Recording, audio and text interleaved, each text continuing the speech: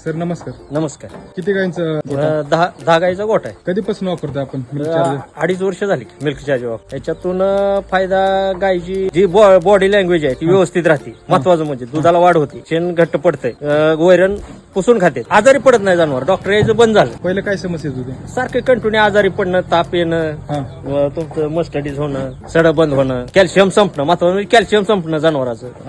आता नाही. तिचं त्याच्या अगोदर सड बंद झालेलं होतं. त्यावेळेस मिल्क चार्जर चालू केलं ते आता दुसरं येत आहे, तिचं सड चालू झालं. बंद पडलेलं ते अजून गट्टू आहे. तिचा एका बाजूला एक गट्टू आहे अजून.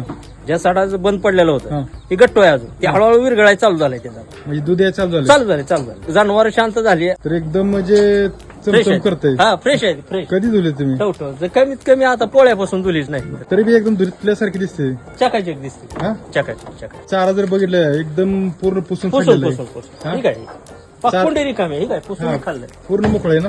मोकळं ही काय ना मिल्क चार्जर वापरून बघावं त्यांनी. आणि लगेच वापरलं ना लगेच फायदा होत नाही. त्याला कमीत कमी 3 ते 4 महिने वापरावं लागते. त्यावेळेस हळूहळू रिझल्ट येतोय. मी बी सुरुवातीला विरोध होता मला सुद्धा वापरायला. ज्यावेळेस फरक पडत गेला त्यावेळेस ती चालू झाली. 3-4 महिने गेले रिझल्ट येण्यासाठी.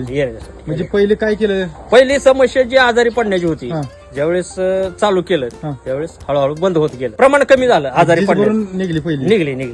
आजारी पडायचं प्रमाण कमी झालं. दुसऱ्या वेळेस वास कमी झाला.